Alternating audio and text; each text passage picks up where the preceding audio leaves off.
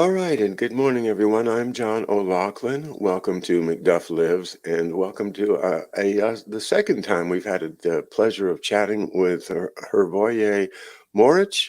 Hrvoje is joining us this morning, I understand, from Chicago.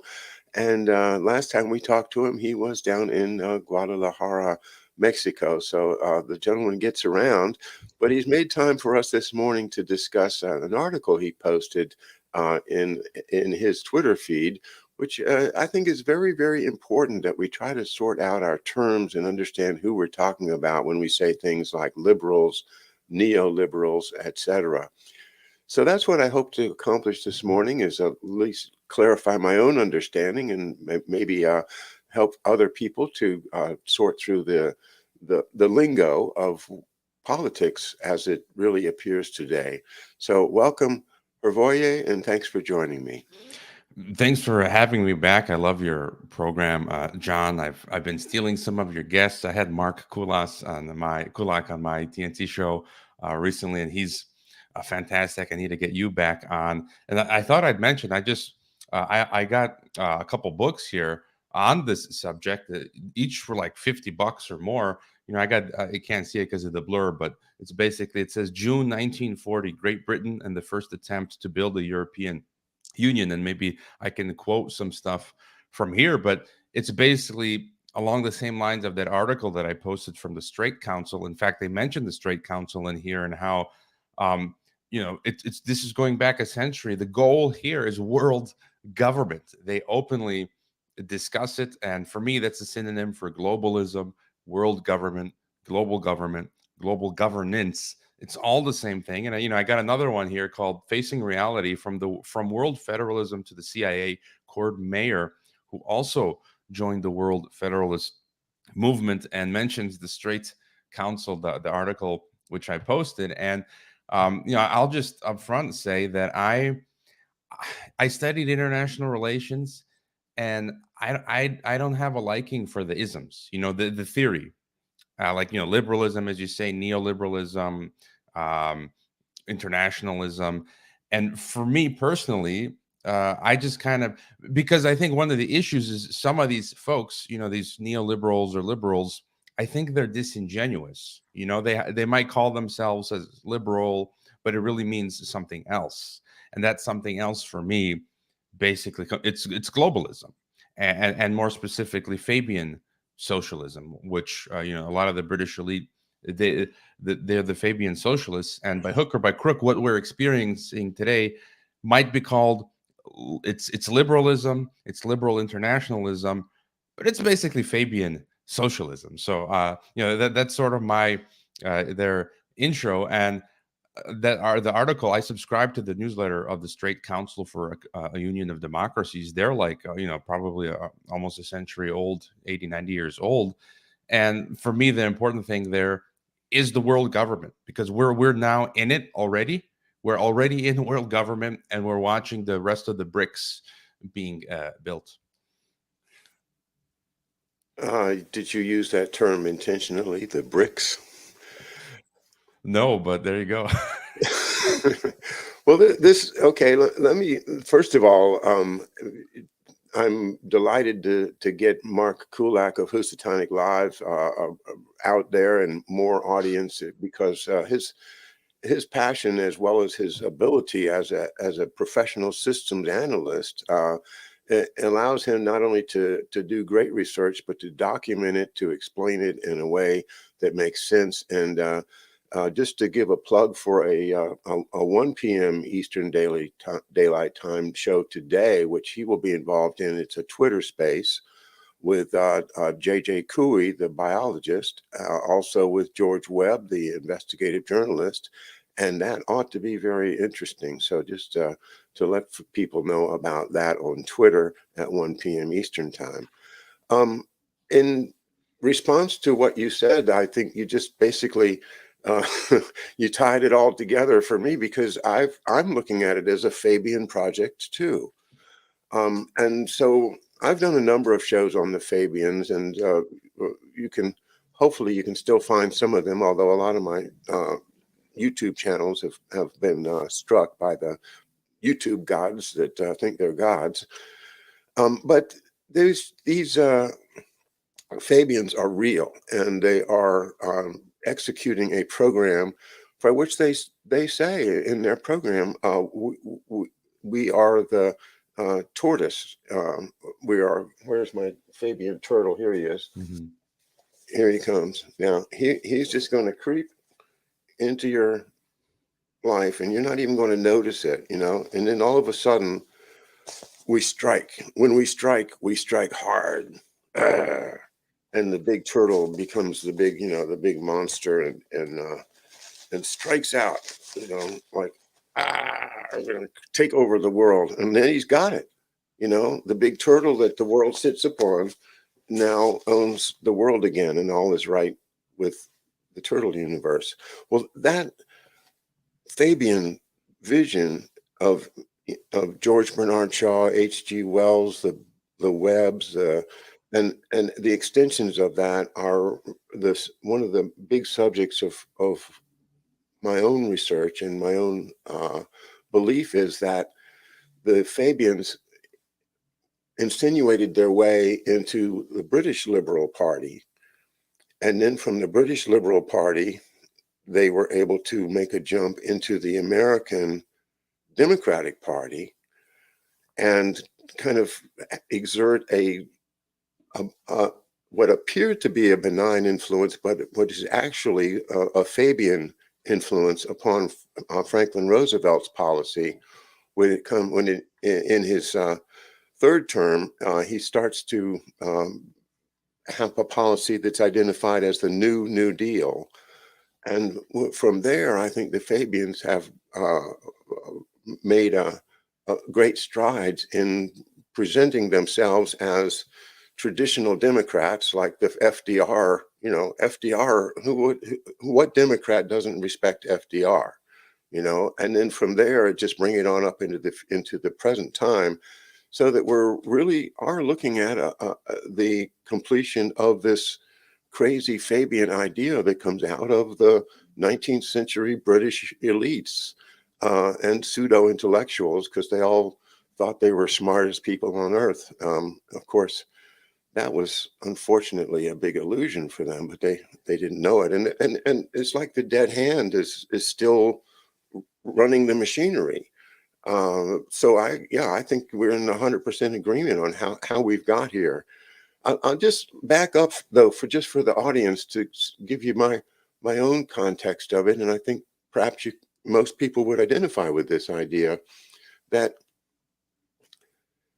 globalism. When I hear the word globalism, I get a picture and the sound of Alex Jones saying, "The globalists are doing this, the globalists are doing that," and yeah, it is the globalists, and they are the totalitarians, and they're the bad guys, and they're the ones that want the whole financial system under one roof and everybody enslaved to the financial system, returning us all to serfdom. But then this article comes along, and it's in strikecouncil.org, and the article is called "Neoliberals Against World Government." Wait a minute, neoliberals against world government? I thought the neoliberals were the ones that were trying to do the globalism thing. So, as you know, Hrvoje, the article basically says, no, what really neoliberals have realized, that if they do a real global government, that the common people are going to figure out a way to use it to their advantage. That you're going to end up with the benign, beautiful vision of the old, the Wobblies and the old, the proto-communists that thought they could just turn the world into a beautiful garden with everybody, trading and being nice to each other. And all we needed to do was to have that revolution. Well, what if it turned out to be true? Oh my God!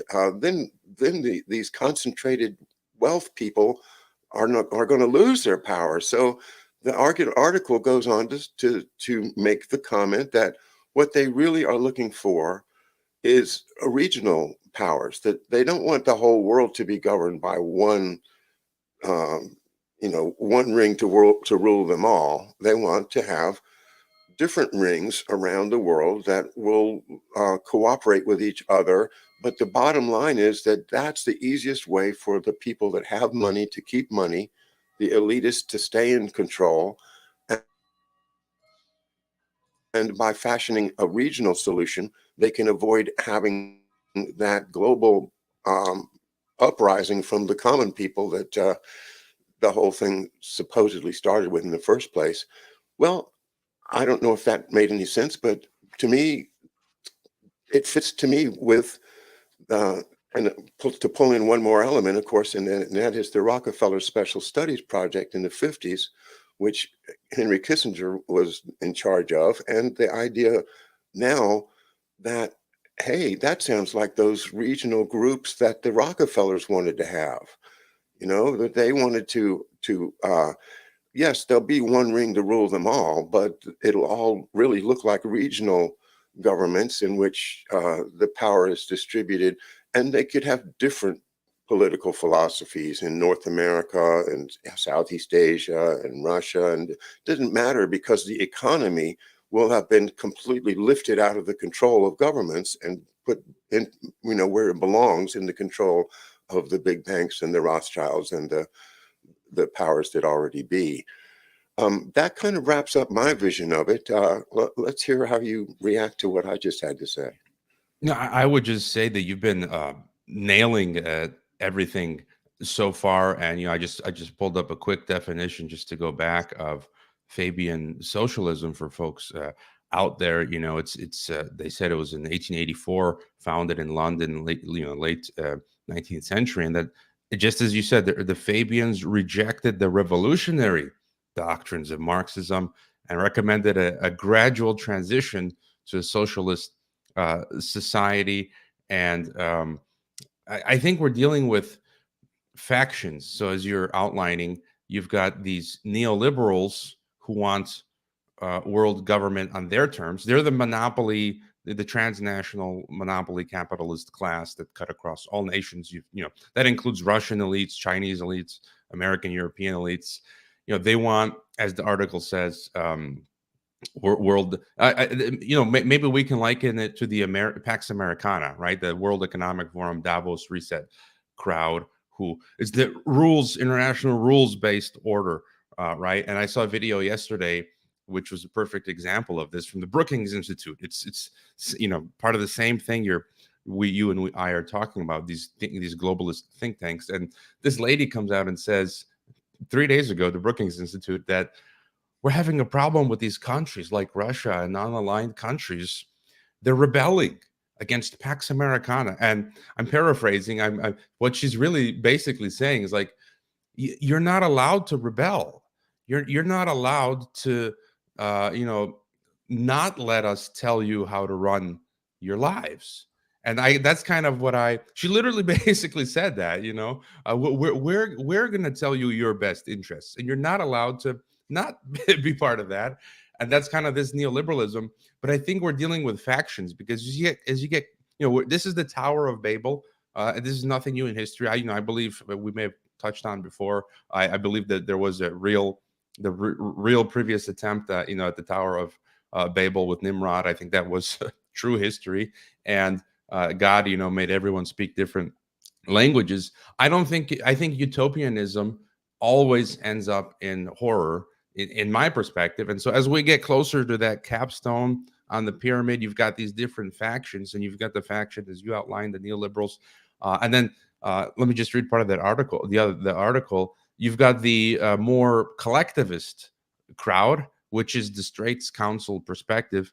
And it's interesting, second to last paragraph, he says, global democracy stripped of nationalist division is what the early neoliberals truly feared. We can today imagine what, for instance, a democratic socialist world government able and willing to enforce global taxation could do to the profit margins of high finance MNCs and so forth. So basically they're admitting, the Straits people, that they want a democratic socialist world government. I read that as a Fabian socialist world government. So I don't think that would save us either. And I can read just from this book. It's interesting. Again, this is Andrea Bosco. He's like an academic chair in the EU. This is Cambridge, $50-$60 book published just a couple of years back. And he's talking about how this movement, the Fabian Socialists, he lists all the names: Lord Lothian, Julian Huxley, all these, the Round Table, Cecil Rhodes's Round Table, he mentions it, the Kindergarten, the Milner Group, the CFR, the Royal Institute.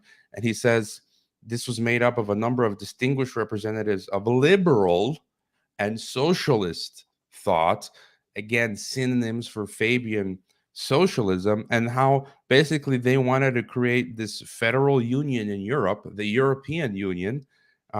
It was basically, British federalism, and then they kind of wanted to use that to spearhead the empire. It's like remaking the British Empire into world governments, and then connecting together the dominions like Australia, New Zealand, United States, Canada, South Africa, and then from there, I guess, trying to spearhead the rest of the world into a true world government. I'm trying to see if there's any other interesting quotes here, but they were very much anti-national sovereignty, and and here they even talk about the Strait Council. It says, what does it say? The birth of the Federal Union movement, and in Union Now, privately printed by Strait himself in Geneva, where I was in 1937. That's where he outlines this ambitious project for federal union of 15 democracies, right? Britain, France, US, Ireland, Canada, Sweden, Norway, Denmark, Belgium, Holland, Finland, Switzerland, Australia, New Zealand, and South Africa, just as I mentioned. So that was their goal to bring about world government. And Strait's plan contemplated the creation of a common citizenship. So that's today global citizenship, and a common defense, customs, and financial system among those democracies. And today we can see iterations of this same idea. You've got something called D10. It's not very well talked about. It's called Democracies 10. And it's the similar countries that have come together, like South Korea, England, US, Canada, France, and they're basically doing the same thing. So think of all of this as a global laboratory project, and they're doing these experiments to get to their hypothesis, and they're not all powerful. So they attempt these regional unions. World War happens, they fail. They're still there. Then League of Nations, they try it, it fails. Then they try again, United Nations, it's not working. Now they want to, I think this year or next year, they're going to do all these reforms of the UN, try to add in a UN parliamentary assembly. Maybe the UN will fail, and they've got a third iteration, coming out. They're trying this Democracies 10 thing. They're trying this and that, and so it's not perfect. But the EU is the model for this world government, and you see them pushing North American Union. They're pushing the South American Union, and even in South America, they've got different iterations of it. So they've got like UNASUR and Mercosur, and they're like, which one is most advanced? Which one do we go with UNASUR? Do we go with Mercosur? Do we discard one of them? Do we merge them together? Do we get rid of them completely and use what we learned to create a new, new? So that's kind of how I view it. It's like a laboratory. So much in what you just said that I could come back with. I have to choose one. The one I think I'll go back to you with is this. One of my shows a week or so ago, I was trying to illustrate and sort out the difficulty of having a sovereign nation in a global economy. And that those of us that want to fight for sovereignty of our country, and I'm one of them, have a huge problem, and that is the economy is global. I think, this has been recognized by people such as Marx and Engels and them for a long time, in the intellectual capitals of Europe and in London, and they figured, that is the way that the Fabians will succeed, is by completely withdrawing the economy from the political field. so that, yeah, we can see you're a commie, you're a right-wing nutcase. Who cares? They got control of the money. That goes right back to our famous Nathan Rothschild quote of, I don't care who writes the laws if I control the money supply. Well, that's, Rothschild victory right there. What would you advise to people like me that want to retain the sovereignty of our country, and or is the game over? I'm afraid that you're going to say it's game over.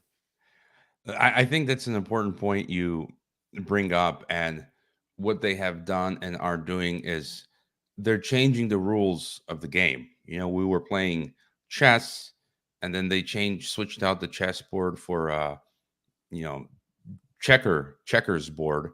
And they've changed the rules of the game. We're playing one game while they've completely changed everything. And another perfect example of what you just said is AI. I'll be talking about that on my TNT show tonight, where think of the digital space where with AI now, all of the rules of security that we have up until now don't work anymore. It's like all of the locks, of every lock on planet Earth, the keys don't function anymore because there's a new technology that's come in. We have to create new rules for this because with AI, your the security systems we've used up until now can't function anymore. Like your passwords for your computer.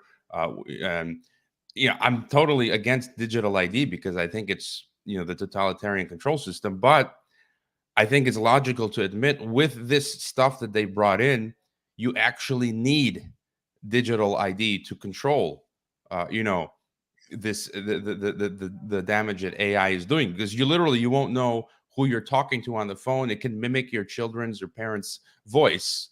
So you actually do need some sort of new system to play with that. And I think it's the same thing you're talking about with the economy. They've globalized the economy, so a nation state can't exist anymore. And now they're bringing, the first leg is the globalist economic system, and now they're bringing in the political globalist system. And then the third leg is the religious spiritual, which they're working actively on with this ecumenism. I shout out to Pastor Andrew Woodard, who was on my TNT show. His book is coming out next month called Great Reset Christianity, where he gets into how the globalists are breaking down the churches and bringing them into the fold, where they're promoting world government. But to your question about sovereignty, I think it's both. I think by people like us and the few politicians left that are the few good men and women, the more we resist or put up a ruckus, the more pain we cause for them and prolong this project of bringing about world government. But I also, from as a Christian, I believe in the prophecy that I don't know when, but eventually they win temporarily, because even when this thing is constructed, it cannot last very long. I think for two reasons: because again, God just smashes it to bits, but also, even if put God aside for a second, it's such a massive, complex system that it cannot even hold on its own. Imagine building some huge mega structure where you're putting together things that are naturally, antithetical to each other. It cannot hold for long. So I think we do need to keep pushing for sovereignty and pushing against supranationalism, whether it's the regionalism or the globalism, because that'll buy us more time. It'll stave it off. But it's kind of like Sparta, the movie the movie 300. That's the attitude, So I haven't seen that movie, but I do recall the historical context of the 300, great Irish song been written around that. And the idea that we are going to hold out until the last and hope that God comes in and wipes out the bad guys. Yeah, that's nice, but I can't relax with that. I feel like, well, why did God make me then? If I'm here, am I not an agent that's supposed to help? And I'm trying to help. So, and so are you. So, it's not just that we can just rely on our the salvation from on high to get rid of these problems. So, looking into American politics, we have some interesting entries this presidential season coming up. Um, Robert F. Kennedy Jr. Um, is very big on the medical issues, and that reminds me of the other question that I was going to raise about what you said earlier, and that is the whole pandemic and the World Health Organization appears to me to have been another gambit to try to get us to slip into that world control via giving up our individual rights and individual sovereignty over our health care. And that effort is not over by any means. But I see it as another of their just another way to try to get the same result, and that is that everybody has to conform to the dictates from the capstone of the pyramid.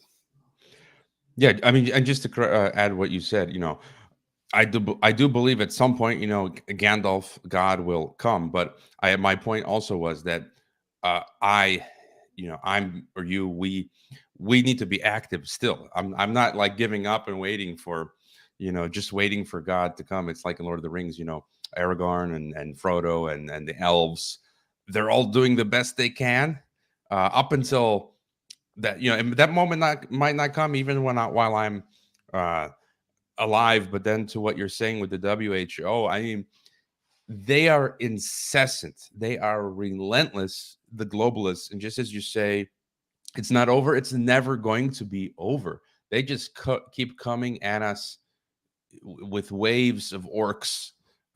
They've got their orc factory out there in Geneva and, and New York and London, and sending out these liberal globalist white collar laptop class orcs that are being produced in the universities. Just a recent example. I posted the article, the letter from AMLO, the Mexican president, saying Biden stop USAID from financing the Mexican opposition. One of my students who went through, I worked at the Tech, this Davos linked liberal globalist Fabian socialist institution where the student studied, and he was laughing, mocking my post. And I'm like, dude, you don't get it. It was 100% factual, because he thinks I'm low communist, Morena, bad. I'm a right wing, pan pri, capitalist Mexican. Whatever AMLO says, I have to disagree with. And I'm like, you could not like him, but what he said was factually true. So back to the WHO thing. I mean, they're just pushing it. Aaron Hariati, who was on my podcast yesterday, he tweets like, they are going to soon, there's going to be some emergency event, because this is the new mode of governance, is this biosecurity emergency regime. They'll invent anything. And every day I'm reading articles from all across the world. It's disheartening. I was reading in Kenya, they're building out these digital ID systems rapidly in all countries. You can check out a website called biometricupdate.com. They're good on that. Kenya just recently said for newborns, they're going to have a system where as soon as the kid is born, they're going to get their vax. They're going to be get their biometric data taken. Even of their caregiver or parent, they're going to take their voice data and biometrics, and it's all going to be in this registry, and you're going to be in this digital global algorithm ghetto. And it's just, it's not that it's far from over. It's never going to be over. It goes back to Umberto Eco, the Italian philosopher, who talks about Urfascism. Every single generation has to deal with evil. You can't just sit back. It's like, it's like Lord of the Rings. You defeat the dragon. A few generations later, Sauron comes back. You kill him. A few generations later, he builds up his powers again. And it's bleak, but we got to keep, fighting the good fight. I love the Lord of the Rings imagery that you're giving, I wonder, have you seen this program that's apparently out of Sweden? They say it's called the People's Project, or the People's Freedom Project, and it's about 15 or so minute episodes, and one of them is devoted to the Lord of the Rings. And the ultimate theory is that the Lord of the Rings, of course, written by Tolkien, who was an insider in British intelligence pre-World War II, worked there at that was it Bletchley or somewhere, where they had the people together touring and everything, but that he was not allowed into the final intelligence service for some reason, that then they suspected it's because he saw stuff that and knew stuff that perhaps he wasn't supposed to know, and he's a Catholic, and so he goes off. And he, of course, being a genius, a multifaceted genius at languages, he comes up, the Swedish People's Project comes up with the idea that he's written the Lord of the Rings to expose the Round Table, the Rhodes Round Table. And, one ring to rule them all is the ultimate Chatham House ring. And the rest of them, are well, you can see how that metaphor gets fleshed out. And the Eye of Sauron, these people say, well, this represents Ericsson, the worldwide telecommunications firm that's based out of Sweden, because they had this tower that had this kind of a eye-looking thing on the top of it, and he projects that. Well, I would throw IT&T in with it, but Ericsson, of course, that can see everything, that has the Palantir, that can see, he has the crystal ball, and he can see what's going on in other places. And that the idea is, well, this represents the communication system that is being monitored by the central power there. So I like the idea of Tolkien being a rebel against the Fabians and writing this as a well, you know what I mean. It's a big metaphor. How well it holds, there's so much detail. I don't know. I like the way you put it, but yeah, Tolkien, he must have written 100 words a day. It's just huge volume of stuff, but I never really understood it, and I'm starting to understand this idea that it is a reaction against what he saw. This Fabian project that has so much horror behind it. Yeah, and I think I never heard that he may have actually been referring to that. I'm going to have to dig into that more. And I think C.S. Lewis also did similar to what Tolkien did. And again, for me, they're coming at it from a Christian background, because a lot of this was foretold, that we're going to be coming up against this global demonic force. And I just you mentioned the digital surveillance, and again, it's for me, I've believed these principles for the longest time, which helps kind of guide me in my thinking and research and analysis. Is again, that I believe that Satan, or the Lucifer, is a real entity, not some symbolic, that he's, it says that he's the power, the prince of the air. He's the one who's bringing together these evil rulers of nations to come together and bring this about. That he basically copies, he's trying, because ultimately the goal of the world government is, for this Antichrist figure who wants to be worshipped, wants to be God, wants to be in the place of God for that split second moment of time. He's, Lucifer's so narcissistic. He wants to be God. He wants to be worshipped. He wants to feel what it's like. And so if you notice, he copies everything. He copies this idea of world government, a kingdom, a global control. He's copying the, omniscience, omnipresence of God. So he's creating this global surveillance grid, which will be able literally to monitor the entire world's population and know your profile, religious, political, your food, your sexual preferences, everything. And you'll be punished by the social credit system if you don't. You get what I'm saying? It's like he's mimicking everything from the spiritual realm. And so, yeah. Well, and let's go there a little bit. And I wonder if you've read William Cooper's Behold the about pale horse, right? Behold the Pale Horse, and his connection of this, which implies to me that uh, the Fabians are taking the Book of Revelation as predictive programming. And as you say, well, your Christian beliefs say that there is really a Lucifer, and he really is. He looks a lot like Klaus Schwab to me from the way you describe him. He's an egotistical maniac that wants to control. Yet that idea of we have to play through the Book of Revelations, the predictions, the idea that is a real key to the future, that can be used against us.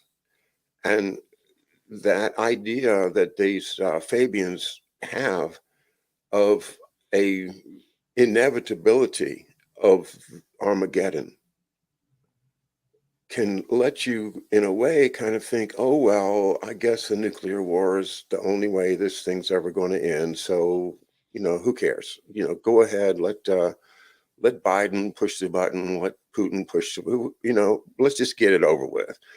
A kind of psychological play is what I'm suggesting, along the lines of all the other psychological plays they put upon us from Bernays and Freud and Lippmann and all of the psychological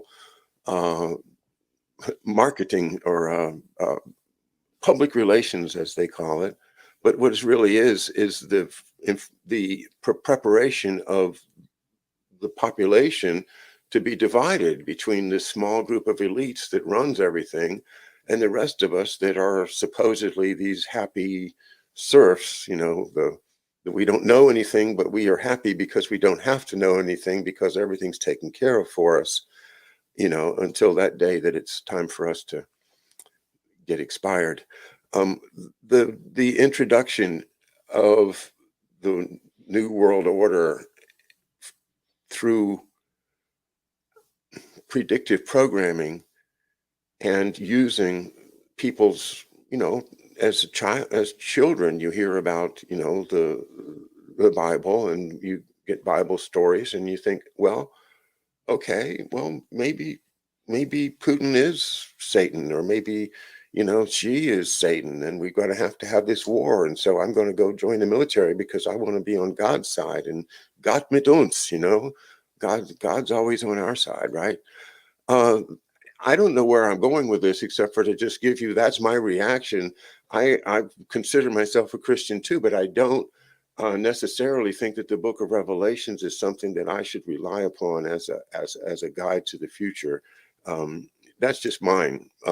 But since you opened the subject, I thought I'd just let you have my perspective back. Yeah, I would just add that I do view the prophecy as a guide to the future. But what you described I think that's a trap that people can fall into. And the predictive programming, it's there. Music and film and literature going way back. I kind of view that as Satan's version of his, prophecy. All these sci-fi movies and literature that literally are now coming to being. Mad Max, the movie was set in the 2020s. Soylent Green was set, I think, in 2021, 2022. Children of Men, all of this stuff is coming true now. I just on the prophecy aspect, I believe that it's not being used as a guidebook. That this stuff, God knew was going to happen. He just like laid it out, and I don't think we should have that view, as you said. Some Christians do, unfortunately, and people that, oh, it's all going to end. Let's just let, as you said, Biden hit the red button. I'm like, no, even though, and we don't know exactly how things are going to end exactly. It's kind of vague, right? And we should still work towards preventing Biden and company from pressing the red button, even if we know things are going to end up bad. I think because it's the biblical principle of fighting for truth and justice and peace. There's the quote in the Bible talks about we should be blessed are the peacemakers. So we should work with those principles against evil, tyranny, war, corruption, corporate corruption, theft, and all those things. So that's sort of my response to that. My dad was a FBI special agent for 10 years. Apparently, from what I can tell, a very upper level guy that was in contact with Hoover and doing stuff for Hoover personally, as far as trying to work with other agencies as a liaison. He had a very, I think he was one of the, well, of course I would be biased, but I think he was a very respectable FBI agent. And now we have the report from Durham that came out yesterday about the Russia hoax and the Russia dossier, the Trump PP dossier, and that whole thing was excoriated by Durham, a little late. He could have said this a year ago. He could have said it before the election, frankly. But here we have Durham coming out and saying basically what the FBI needs to do is to get back to fidelity, bravery, integrity. Duh, what's wrong with that? What's wrong with sticking to your principles? Well, the FBI has been subverted by these CIA types for many, many years now. And unfortunately, they've let their principles slide. And at least it's been verified by a report that I don't think either side is going to be able to challenge. So that's resonant with what you're saying about let's stick to our principles of goodness and fight for the good side. It's another aspect of it, which I think is really, really big, and I was talking about it yesterday on my morning show, and that is the concept of Dope Inc., which the LaRouche organization has published this way back in 1978, the original edition, and I read from that because I think the original edition is very important. It's a document of what they were able to find in their investigation into the ideas of Lyndon LaRouche, and they found tons of evidence that the world dope business is an extension of the world Freemasonic rat lines that all are attributable to the British Secret Service and going back to Lord Palmerston in the 19th century.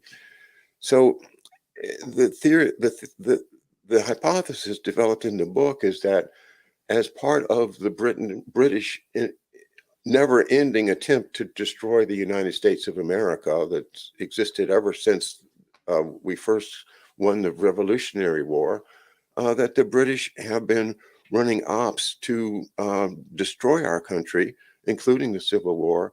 But one of the main things that they did was to create mafias, secret societies, Knights of the Golden Circle, and B'nai B'rith. And all of these are alleged to be instruments of Palmerston, who finances them with opium sales. And the whole idea of now the dope economy is bigger than the real economy, or at least it's equally formidable. Yet it's all hidden off the books. The money's in the Cayman Islands, or somewhere in the Swiss mountains, or under Antarctica, or it's all the dirty money is out there. But number one, we don't get to play with it, and number two, we're responsible for the debts that have been incurred back and forth to all these derivatives and things. So to my question for you is, how big is the dope business now? And is it, the fact that we've lost our Glass-Steagall separation of the banks between the commercial investments and the speculative, casino economy, the dope business, and how do we address that? And we must address it if we're going to stop this Fabian project.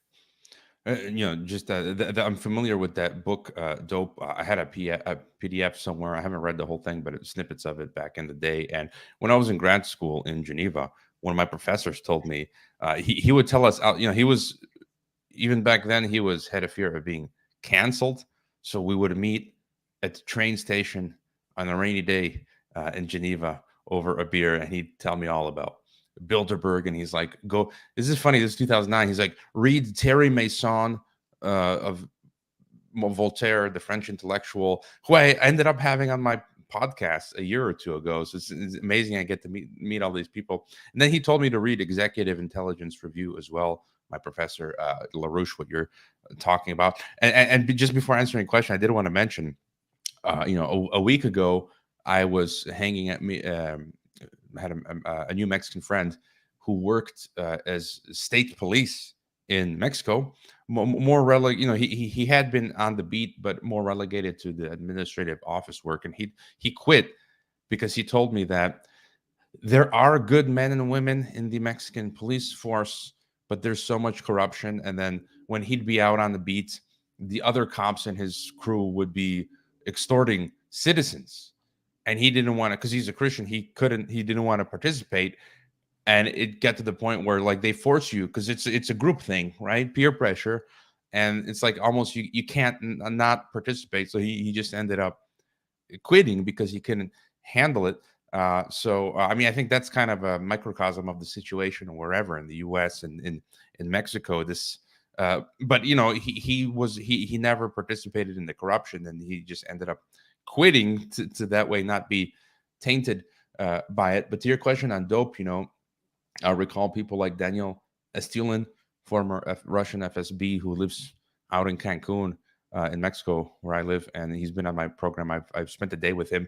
He wrote the Bilderberg book, 7 million copies sold, and he writes a lot about this. And I think him and what others have said, that the global financial system is basically based on this dirty money, drugs and arms traffic and black. That all goes to finance the black operations, the false flag operations, the state terror operations by the CIA and the Western NATO, basically. And he said, and that's in the banks, all that cash. So if all this drug money was, caught and confiscated, the whole global financial system would collapse. So we're now in a predicament where you really can't do anything about it, because you're damned if you do, if you're damned if you don't. Because if you get that black money, the whole global financial system collapses. I don't know. Maybe there are accelerationists out there, as they say.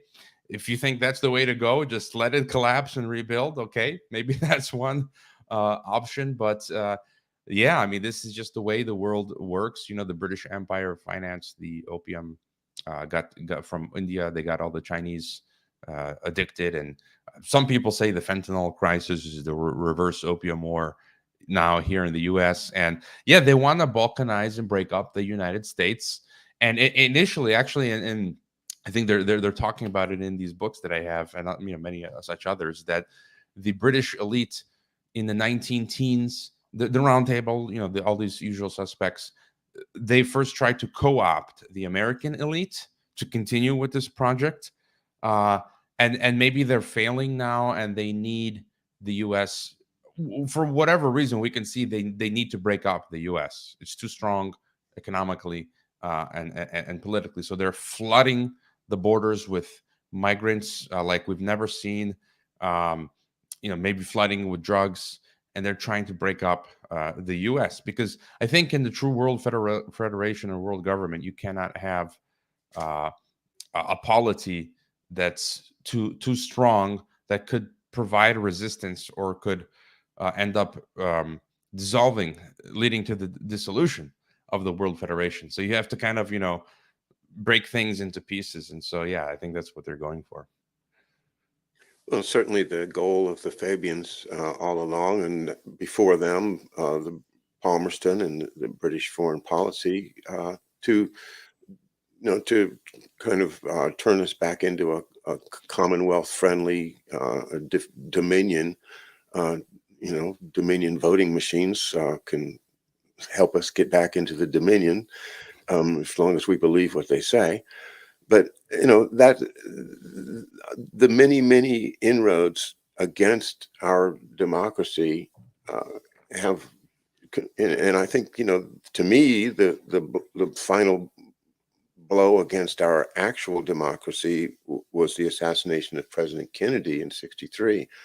And I view that as a coup d'etat, after which the government that we've been obeying has not been legitimate. It's not a constitution-based government because it was founded upon the murder of the previous occupant of the White House. And so that, my view, tells me that we're very tenuously holding on to the framework, the Constitution and the Declaration of Independence, and the words of our leaders from Washington, Hamilton, Lincoln, and others that actually we can believe in.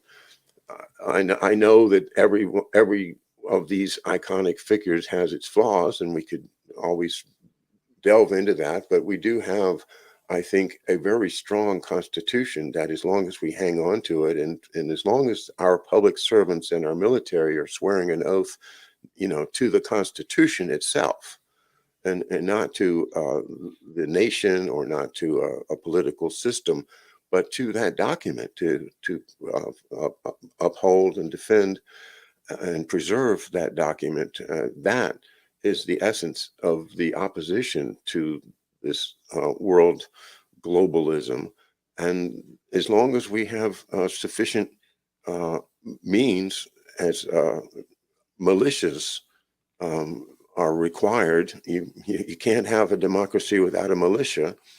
But as long as we have the military arms in the hands of the citizens, as opposed to being confiscated, as was done in all the Commonwealth countries, you think, look at Australia as just a horrific example of what happens when you give up your guns.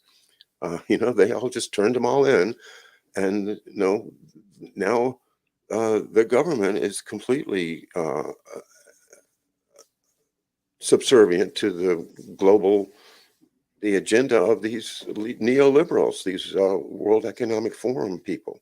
So it seems to me that the fundamental idea of liberty only exists in an armed fashion, that you have to be ready to fight, just like give me liberty or give me death. That ready, that willingness to go into the battle and know that you could die, but you're preserving your liberty, your family's liberty, and the liberty of the future.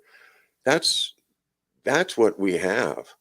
That feeling inside of us. If they can kill that, then they win.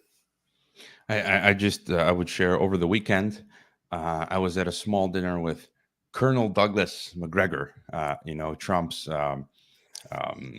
advisor, and the organizers there were largely Orthodox, and we at the start of the dinner, we all stood up to do the Pledge of Allegiance, which I hadn't done in decades. And I remember it, as a kid growing up in the U.S., and it's ingrained. I can't forget it. And then less than a month ago, I was in Los Angeles at the American Freedom Alliance conference, World War III, the early years, and a lot of people there: Robert Spalding, General Gordon Chang, Trevor Loudon, Michael Rectenwald, a lot of Steve Bannon Skyped in. He was supposed to be there on purpose. Before we started that conference, the organizer had us all stand up and do the Pledge of Allegiance. So for me, it's kind of interesting noticing that there still exists this idea of liberty, as you're saying, among the populace. And something else, because I'm traveling around the planet.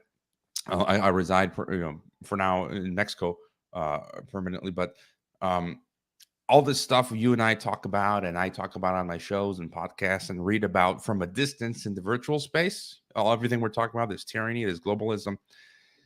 But then when I fly into the US and just walk around out and about, you kind of don't feel it or sense it.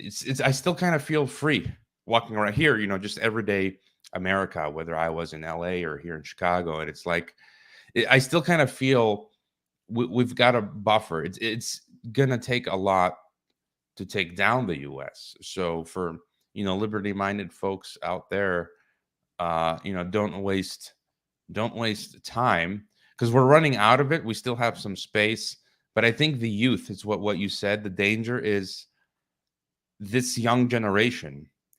Hitler did it, and that's the biggest Achilles heel.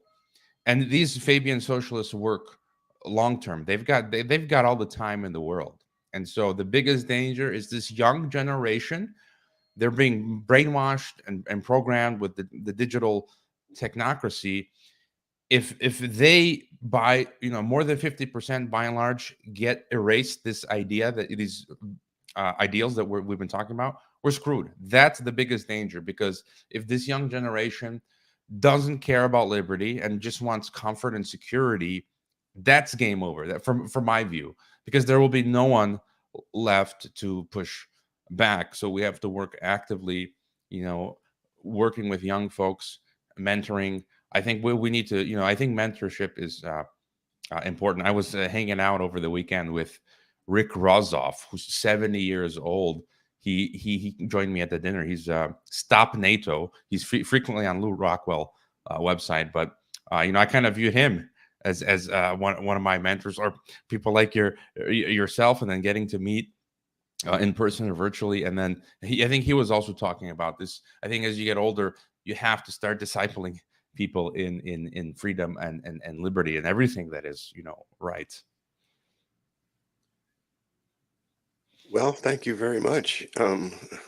I like it when we get into stuff fairly deeply and find that we do agree, because that I think can multiply into not only more confidence in my part, on my part, that I have a handle on this and I can share my opinion with some sense that I know what I'm talking about, and that's a good thing for me, and I hope the folks that watch the show get a similar feeling that we're on the right track here. And, this comprehensive historical view that we're all trying to do is necessary. And however we see our lives from a religious or spiritual point of view, these are real problems. They're really sitting in front of us, and we absolutely have to deal with them. So thanks so much, Hrvoje, for joining me once again. I look forward to having you back, and all the best to you. And what else are you going to do in Chicago while you're there? You got some more plans? Gonna eat a lot of Chicago deep dish pizza. We're gonna roast the lamb, and yeah, pretty much just enjoy my time here. All right. Thanks again. Thanks, everyone. We'll see you again tomorrow here at McDuff Lives. Bye now.